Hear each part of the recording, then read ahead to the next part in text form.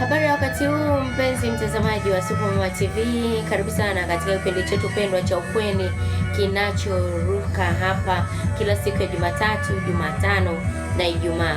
Karibu sana tujifunze na tufahamu mambo mengi sana. Na siku leo, siku ya Jumatano, tutazungumzia swala zima la masuala ya unyonyeshaji. Na mimi ndiye dereva wako katika safari hii ya ukweni. Langu jina Jawatweve Supermama TV. Ukiniita utakuwa umetisha sana na tutakuwa tuko right. Karibu sana katika kipindi chetu pendwa ambacho ni kizuri sana. Kina mambo mengi sana yanayohusiana na masuala ya kimaisha, familia, ndoa, mahusiano na maisha ya kila siku ambayo tunaishi katika jamii zetu ambazo zimetuzunguka. Na nikwambie tu kwamba napenda tuzungumzie jambo moja ambalo ni very sensitive. Niongee kimombo. Jambo ambalo ni muhimu sana, sawa? Kuanzia tarehe 1 mpaka tarehe 7 mwezi wa 8 huwa inaadhimishwa wiki ya unyonyeshaji duniani. Kwa hiyo mpaka ikawepo hiyo wiki, ina maana wanatambua au watu ambao walianzisha, na hivyo wanatambua, wanaelewa umuhimu wa kunyonyesha, umuhimu wa kuhakikisha mtu ananyonya vizuri. Na ndio maana hata ukienda clinic, wauguzi wa afya wanasema jamani, nyonyeshe mtoto miezi 6 ya mwanzo bila kumpa kitu chochote, fanya hivyo. Lakini pia clinic huko tunaambiwa, tunafundishwa seminars, masomo hivyo. Kwa hiyo tunatakiwa tu tunazingatia, na kama hivi ambavyo kunakuwa na masuala haya ya media mbalimbali zinaweza kuzungumzia hizi issues ambazo zinahusiana na masuala ya unyonyeshaji. Sasa wiki ya unyonyeshaji, ukisikia wiki ya unyonyeshaji ni nini? Sawa, wiki ya unyonyeshaji duniani huadhimishwa kwanza kila mwaka tarehe 1 mpaka tarehe 7 mwezi wa 8. Lengo lake ni kuhamasisha, kulinda na kusaidia unyonyeshaji pamoja na kuongeza uelewa kuhusu umuhimu wake wa mama na mtoto katika jamii. Sawa, lakini pia historia yake, je, ilianziaje, ilikuwaje mpaka ikaweza kufikia hapa? Maana kila kitu kina mwanzo. Historia yake inaanzia kwenye juhudi za kimataifa za kulinda unyonyeshaji. Mwaka 1990 serikali na mashirika mbalimbali walipitisha Innocent Declaration inayosisitiza umuhimu wa kukuza na kulinda unyonyeshaji. Sawa, lakini mwaka 1991 World Alliance for Breastfeeding Action ilianzishwa. Sawa, lakini mwaka 1992 wiki ya unyonyeshaji duniani ilianza kuadhimishwa rasmi. Lakini tangu hapo, kuanzia tarehe 1 mpaka tarehe 7 Agosti imekuwa wiki ya uhamasishaji wa unyonyeshaji katika duniani kote, yani katika nchi nyingi imekuwa ikihamasishwa kwa kiasi hicho. Lakini pia kwa nini tarehe 1 mpaka tarehe 7 Agosti? Tarehe hizi zinahusishwa na Innocent Declaration iliyotolewa Agosti 1990. Hivyo Agosti ikawa mwezi muhimu katika kampeni za kimataifa za unyonyeshaji. Sawa, lakini pia kwa nini unyonyeshaji ni muhimu kwa mwanamke, kwa mama? Kwa nini unyonyeshaji ni muhimu? Kwa mtoto, maziwa ya mama hutoa virutubisho muhimu kwa ukuaji, lakini pia husaidia kujenga kinga dhidi ya magonjwa, husaidia ukuaji na maendeleo ya mtoto. Ni chakula kinachopatikana kwa urahisi na kinahitaji maandalizi, na maandalizi sio tu ya rafurafu, maandalizi mazuri. Lakini pia kwa mama, unyonyeshaji unaweza kusaidia kuimarisha uhusiano kati ya mama na mtoto, ile bonds ya mama na mtoto kimnyonyesha vizuri. Kuna wamama jamani, watoto wanawakimbia, wanaenda kukaa na dada wa kazi muda wote. Kwa hiyo Ukimnyonyesha vizuri mtoto akawa anakuangalia na kutazama, unajua kuna ile feeling nzuri ya nyonyesha mtoto kana kuangalia usoni, kana kukalili, sawa? Lakini pia husaidia mwili kurudi katika hali yake baada ya kujifungua. Wengi tutakuwa mashahidi wa mama, ukishajifungua unasikia kuna ile hali tumbo, wengine wanasemaga sijui wanasemaje, maskini ya Mungu, wanasema kuhusu nini ile wanaita chango, wengine wanasema chango, wengine wanasema kama kitu kinatembea tumboni, lakini ile ni hali ya mwili wako unarudi, yani tumbo lile la uzazi linarudi, linanywea, ndio vile watu wengine wanasema nyoka inatembea tumboni. Anyway, tupo kwa ajili ya kujifunza, sawa? Kwa hiyo inasaidia mwili kurudi katika hali yake baada ya kujifungua, lakini pia kupunguza baadhi ya hatari za kiafya kwa muda mrefu. Ina maana ukimnyonyesha mtoto vizuri na akapata maziwa vizuri, basi kuna hatihati ya mtoto kuwa vizuri. And WHO na UNICEF wanahimiza kunyonyesha mtoto ndani ya saa moja baada ya kuzaliwa. Ndani ya saa moja baada ya kuzaliwa. Kunyonyesha maziwa ya mama pekee kwa miezi 6 ya kwanza. Kisha akishafikisha miezi 6 ana uwezo sasa wa kuanza kula vyakula. Na hivyo vyakula ni kama vya nyongeza. Yaani sio vyakula vile sasa ndo unasindika, yani mpaka unasahau maziwa. Hapana. Sawa? Kwa hiyo tunatakiwa tufahamu hivyo. Mama mlee mtoto kwa upendo, kwa hekima, kwa imani. Jiandae. Kwa wewe ambaye bado hujajiandaa vizuri, kwa wewe ambaye bado hujajiandaa vizuri, jiandae. Muandae baby daddy wako, muandae mume wako ili aweze kukusaidia baadhi ya kazi na wewe uweze kumnyonyesha mtoto wako vizuri, usiwe na stress, matatizo ya afya ya akili na vitu kama hivyo. Lakini pia na nyinyi wa baba, tusaidieni baadhi ya kazi ambazo unaona kabisa hizi nina uwezo wa kumsaidia mke wangu, nina uwezo wa kuzifanya, kama ni kupika, kama ni kufua, kama ni kuosha vyombo, kuogesha watoto. Ni vitu ambavyo yani ni vya kawaida jamani. Sio kwamba mtu akikuona atakushangaa, atasema yani huyu mtu imekuaje. Ni vitu ambavyo vya kawaida sana. Kwa hiyo tusaidieni jamani. Tusaidiane majukumu na tufanye vizuri ili tuweze kwenda sawa na tuweze kukaa vizuri. Lakini jambo la kwanza, mama mlee mtoto wako kwa upendo, kwa hekima, na hakikisha ananyonya miezi 6. Tutakuwa hapa na midwife Anita, atakuja kutufundisha vizuri sana. Tutashirikiana naye kwa njia ya simu, ataweza kutufundisha na kutuambia vitu vingi sana. Mama akikosa upendo wa baba, inakuwaje wakati wa kunyonyesha? Mama akiwa amekosa malezi, anakuwaje kwenye upande wa kunyonyesha? Lakini ikiwa yuko vizuri kifedha, anakuwaje? Kwa hiyo tutaenda kuzungumza naye, ataenda kutujuza vitu vingi sana. Lakini jambo lingine, mama ni mlezi wa zawadi aliyopewa na Mungu. Mama ni mlezi wa zawadi aliyopewa na Mungu. Huyo mtoto Mungu amekupa, umlee katika kimo na maarifa ya kumpendeza Mungu na wanadamu. Kwa hiyo hakikisha unamlea mtoto kweli katika hiyo position nzuri. Asikae akateseka, akakaa kwenye mazingira ambayo yakawa sio rafiki.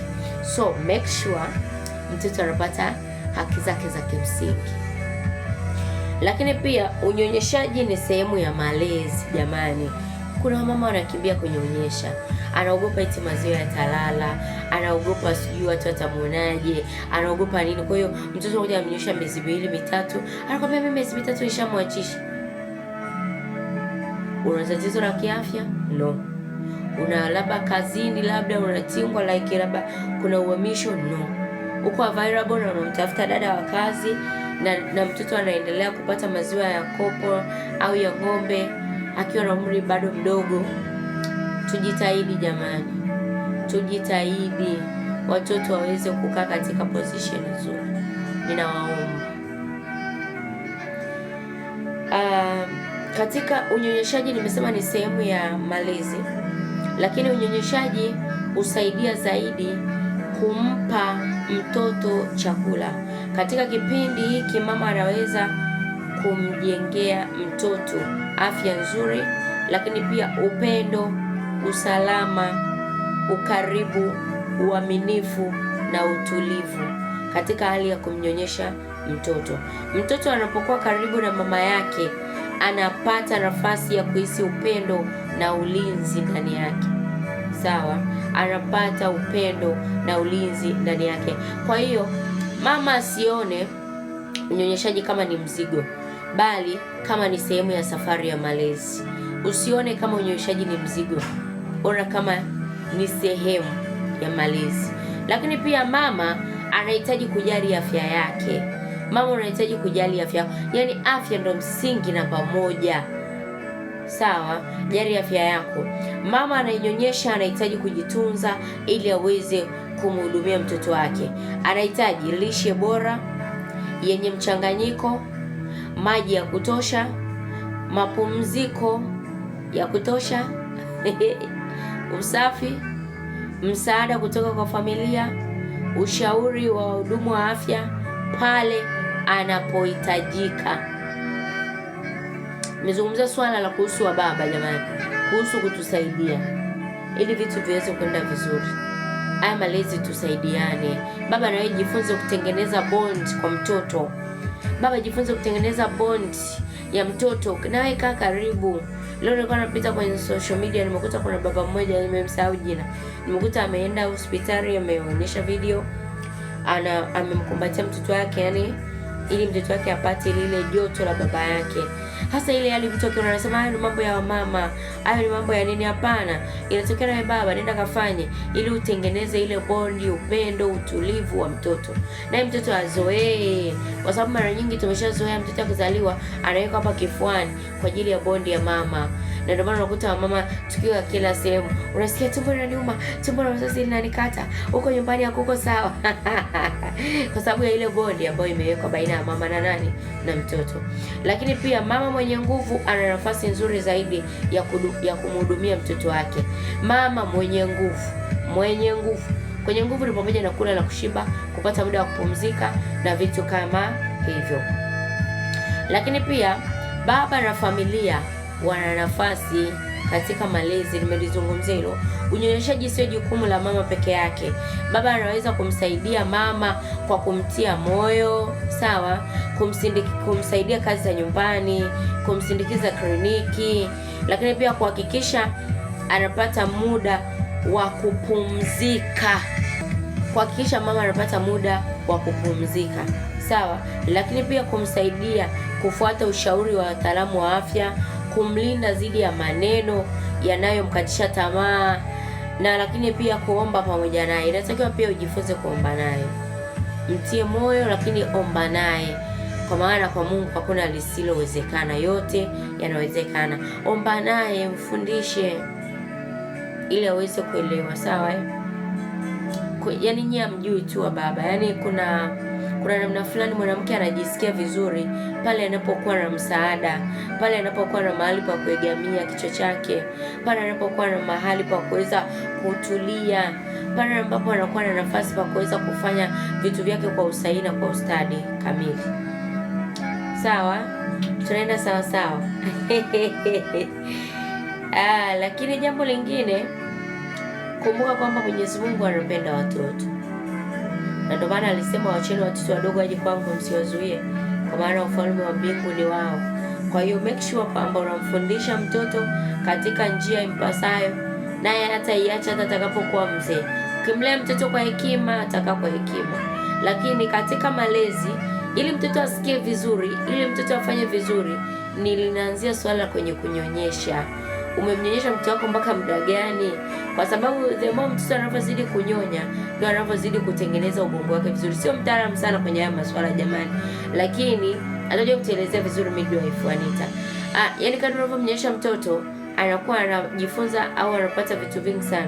Na ndio maana nasema kuna asilimia kadhaa za akili anachukua kwa mama, kuna asilimia kadhaa za akili anachukua kwa baba.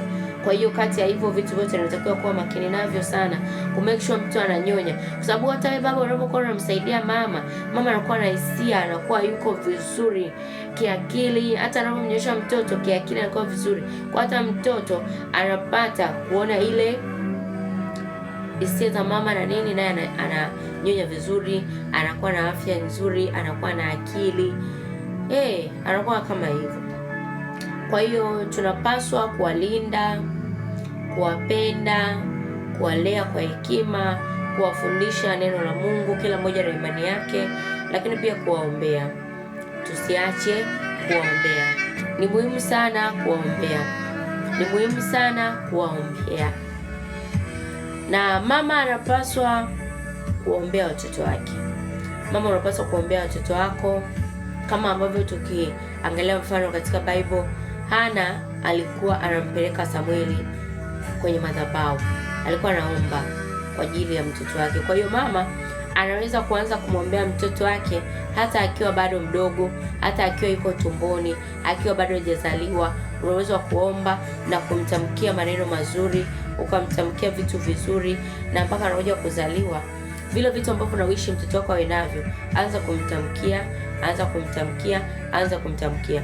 Watoto wetu wanahitaji maziwa, lakini pia wanahitaji maombi ya mama na baba. Wangapi wanaombaga jamani? Mama na baba, au ndio tukilala tunajifunika goodbye. Tukutane asubuhi. Baba kaondoka saa 10, mama kaondoka saa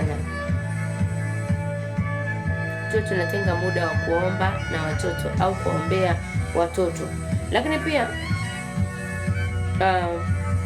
unyonyeshaji na neno la Mungu.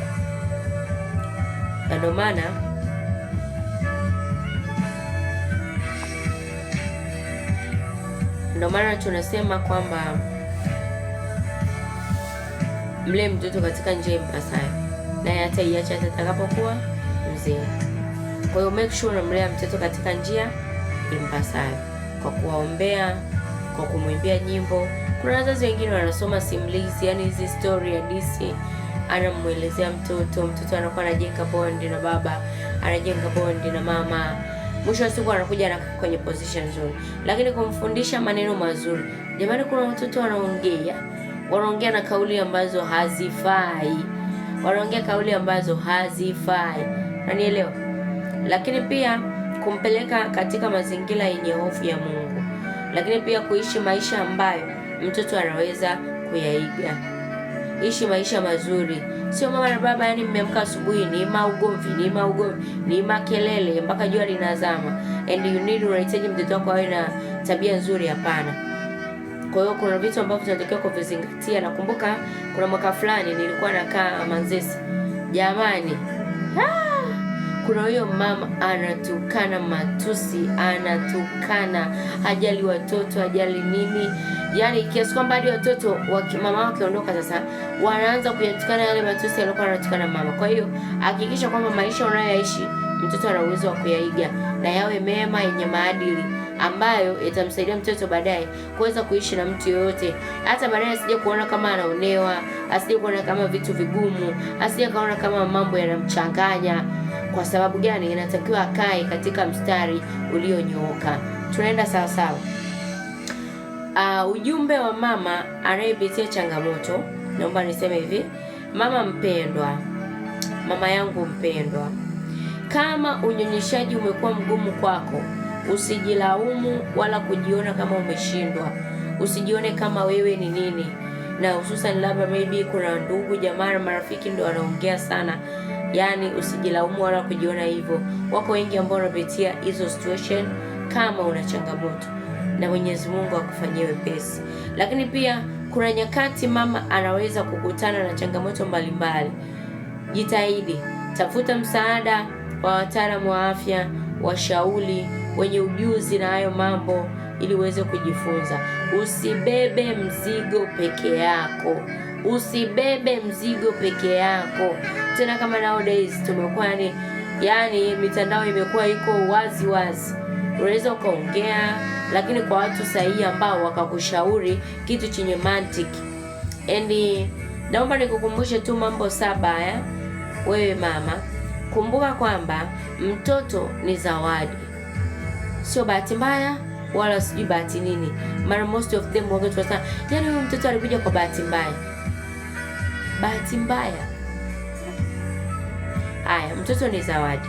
lakini pia mshukuru Mungu kwa ajili yake kwamba Mungu amekupa huyo mtoto. Namba 2, mama anahitaji msaada. Usione aibu kuomba msaada. Usione aibu kuomba msaada. Mimi nakumbuka wakati nimejifungua watoto wangu mapacha, nilikuwa napata shida kunyonyesha watoto, maziwa yangu yalikuwa madogo. Yaani nilikuwa bado hapo, kabla sijajuana na midwife Anita, mkunga Anita, bado sijajuana naye. Nilikuwa nawatafuta watu wengi, naomba mnisaidie hela niweze kununua maziwa ya kopo, niweze kuanyesha watoto na vitu kama hivyo. Kwa nini nakwambia mama anahitaji msaada? Usione aibu kuomba msaada pale panapohitajika.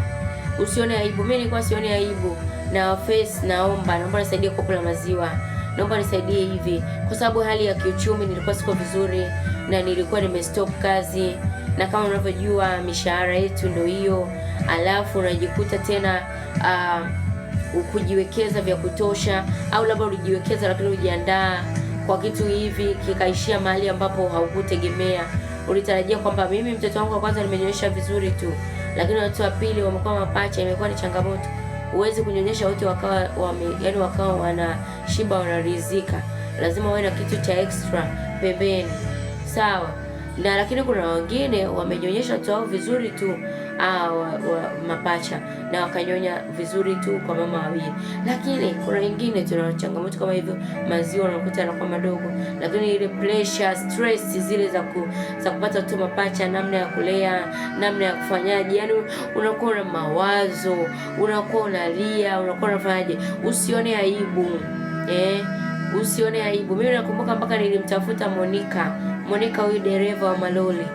Respect kwako Monica, dereva wa malori. Ni mwanamke ambaye ana moyo mzuri sana. Nikaongea naye na akanisaidia na nikaweza kuwa napata makopo ya maziwa. Lakini kwa nini nataka nikwambie kuhusu vitu kama hivi? Vikusaidie mama, usione aibu kuomba msaada pale unaposhindwa. Usione aibu kuomba. Omba. Kuna namna ambapo mtu kuna muda unadodoka, kuna muda unakuwa umeshuka chini, kuna muda uko down, hauelewi unaendaje, unasongaje mbele, na changamoto za pale za kimahusiano, za ndoa. Kwa hiyo mama, usione aibu. Afya ya mama ni muhimu sana. Jitunze ili uweze kuwahudumia watoto wako. Jitunze, yani kwa maana kwamba kiakili, kimwili, kiroho. Jitunze vizuri ili kuwalea watoto vizuri, kwa sababu usipokuwa vizuri automatically. Nilikuwa nasikiliza redio juzi, kuna mama anapiga simu anasema, yani kulingana na baba hao alivyonifanyia, ninawachukia sana hao watoto, ninawachukia, ninasikia hasira, hata akiniuzi kidogo ninampiga mtoto, mpaka baadaye naanza kukaa najihurumia, naanza kujuta kwa nini nimempiga. Sasa mama, inatakiwa utunze afya yako. Afya yako ni muhimu sana, ili mtoto wako aweze kuwa na afya bora, ili aweze kuwa na malezi mazuri, ili aweze kuwa vizuri. Ni lazima mama uitunze afya yako na uijali, sio tu kuitunza, uijali. Lakini pia unyonyeshaji ni sehemu ya malezi. Usichukulie kama ni majuto, maumivu, yani kwamba ni mateso, ni utumwa. Unyonyeshaji ni sehemu ya malezi, my dear. Nyonyesha mtoto wako, lea. Mpe mtoto lishe bora pamoja na upendo. Nyonyeshe kwa upendo, cheka naye, mfanyie massage, mchekeshe, yani akujue, akuzoee. Lakini pia baba ana nafasi. Malezi ni jukumu la wazazi wa familia, sio jukumu la mama. Ni jukumu la wazazi kwenye familia. Ina maana watu wote mnahusika. Sio tu eti baba hicho useme tu mimi nahangaikia kazini, umerudi tu hapa uweze hata kubembeleza mtoto, uweze hata kumsindikiza mwenzako kuchoma sindano za watoto zile, uwezi, unasema tu mimi ni baba, kazi yangu ni kutafuta. Ni kweli wewe ni baba, lakini kuna some things za hapa nyumbani, hapa na pale, vitu vidogo ambavyo vinaweza kusovika. Fanya. Yani haikuondolei thamani yako, haikuondolei position yako. Utaendelea still kuwa baki pale pale, utaendelea kuwa baba, utaendelea kubaki kuwa kichwa cha familia, utaendelea kuwa the top, lakini kinachotakiwa ni msaada. Jambo la 6, mtoto anahitaji neema ya Mungu, anahitaji uwepo wa Mungu. Mfundishe kumjua Mungu tangu akiwa mdogo. awe na hofu ya kimungu. Lakini pia ombea kizazi chako. Ombea kizazi chako, tamkia kizazi chako. Usimlee mtoto bila kumweka mbele za Mungu. Ombea kizazi chako, sawa? Ombea kizazi chako, kizazi kiwe chema, kizazi kiwe kizuri. Kizazi chako hicho ambacho unacho, kinachokuja na kinachokuja kiwe kizazi kizuri, bora na imara, sawa? Tunaendelea kujifunza katika safari ya ukweli. Ina mambo mengi na vitu vingi sana ambavyo tunatakiwa tujifunze siku mpaka siku. And hakuna mtu ambaye alilala tu akaamka hivi anafahamu kila kitu. Tunajifunza kupitia mitandao ya kijamii, kupitia mafundisho ya watu mbalimbali, watu wazima waliotutangulia, na sisi tunazidi kujifunza kutokea kwao, kwa sababu kama hivi tunavyoweka hizi simulizi katika kama YouTube, tunapakia maudhui yetu hapa, ina maana yatakaa miaka na miaka. Hata tukija kuondoka duniani, watoto watakuja kujifunza, wengine watakuja kujifunza, na mwingine atakuja kujifunza, yani hivyo. Kwa hiyo lengo ni kwamba elimu inakuwa endelevu. Na kumbuka shule tulikuwa tunasoma fasihi simulizi na fasihi andishi. Kwa hiyo sasa sisi hapa tuko kwenye fasihi simulizi. Tunasimuliana, tunaongea kwa habari ya video, audio na picha. Kwa hiyo ndio hivyo, kama nilivyosema, hili ni wiki la unyonyeshaji. Mama unayonyonyesha, nyonyesha mtoto wako vizuri, kaa naye vizuri kwa upendo, mpende. Usione kama ni utumwa, usione kama ni adhabu, ona kama ni neema, ni baraka, ni zawadi kutoka kwa Mungu. Itunze, ilee vizuri na kwa mapenzi yote. Mtoto uliye naye mkononi mwako leo anaweza kuwa kiongozi wa kesho. Mtoto uliye naye mkononi leo anaweza kuwa kiongozi mkubwa wa kesho. Anawezaje kuwa kiongozi mkubwa wa kesho? Namna unavyomwandaa, namna unavyomfundisha, namna ulivyomweka katika upendo, position uliomweka, mafundisho gani anapewa. Hakipewa mafundisho ya kuwa mkakamavu. Mimi nakumbuka nina mtoto wangu wa ubatizo ambaye nimemsimamia ubatizo, mtoto wangu wa kiroho, nilimwambia siku moja, nikamwambia hivi, tulikuwa tunaongea, yuko form 1, nikamwambia inatakiwa wewe ni baba mtarajiwa, mtoto wa kiume.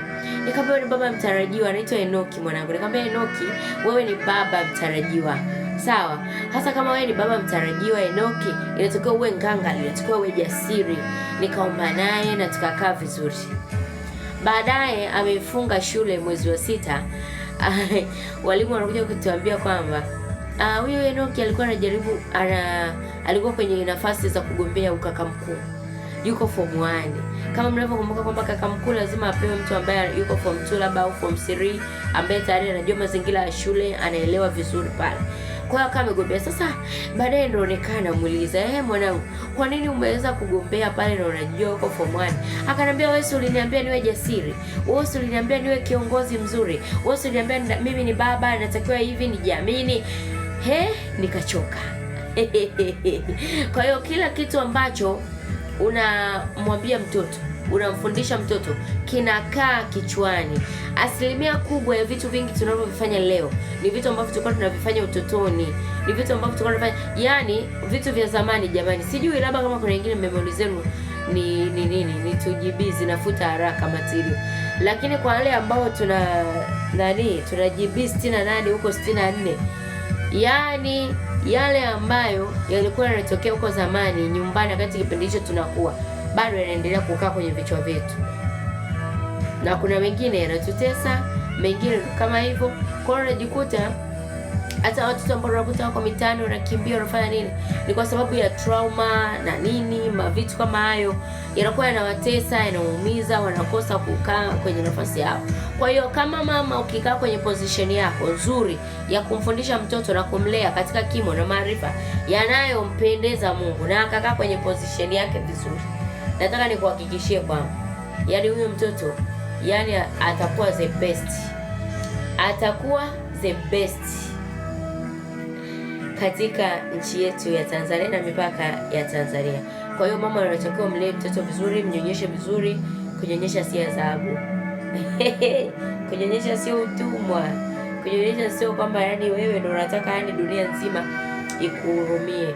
Lakini pia mnyonyeshe mtoto kwa upendo, mlee kwa hekima, mlinde, mfundishe, muombee na umpeleke katika njia ya haki, njia nzuri. Mwambie hiki ni kibaya, hiki ni kizuri, hiki kinatakiwa kufanyika hivi.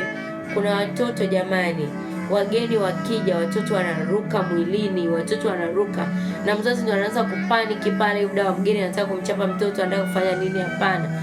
Mlee mtoto kabla anapofika kwa watu anatakiwa aweje. Angalia huko kwenye mitandao, kuna watu wengine wanafundisha jinsi ya mtoto kukaa. Asikae tu akabweteka hivi. Anatakiwa kukaa kwa staa, vizuri kwa stara. Mtoto kama ni wa kike mwelekeze. Ukifika sehemu kaa vizuri, tulia. Kama mtoto wa kiume mwelekeze. Ukikaa sehemu fulani tulia, fanya hivi. Yaani kusiwe na mkanganyiko jamani. Maadili yana sehemu pana sana. Kwa hiyo usidharau hatua ndogo unazochukua leo.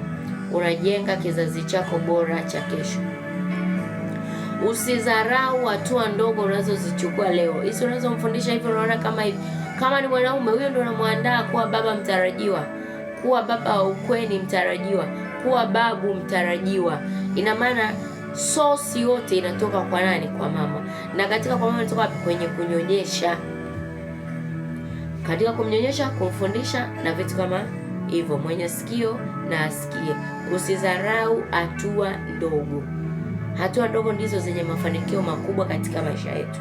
Lakini pia mama mwenye hekima hujenga kizazi kwa upendo. Mama mwenye hekima hujenga kizazi kwa upendo. Mama mwenye hekima hujenga kizazi kwa upendo. Malezi, neno la Mungu na maombi. Sawa? Kaa vizuri kwenye position yako, uweze kufahamu vitu vingi sana, uweze kufahamu mambo mengi sana ambayo yanaweza kuendelea katika dunia yetu ya sasa. Tupo kwenye dunia ambayo iko too serious sana. Yaani wanasema mama mkanye mwanao. Huruma sio malezi. Mama mkanye mwanao, huruma sio malezi. Kwa hiyo make sure unamlea mtoto katika misingi yote. Hiki ni kibaya, hiki ni kibaya. Hiki ni kizuri, hiki ni kizuri. Mwambie ukweli, usimfiche. Kwa sababu usipomwambia wewe, ataenda kuambia huko nje kwa namna nyingine. Ataenda kufundisha huko nje kwa namna nyingine. So kumbuka ile wahenga wanasema mtu akililia wembe mpe. Ukimkata ndio atajua kama una maumivu. Sasa kabla hajajikata, kabla hajalilia wembe, mfundishe. Msaidie kiakili, kisaikolojia kwa kumwombea. Usiache kumfundisha. Mimi nakumbuka wakati unakuwa, mamangu alikuwa yani apende kabisa kutuonya.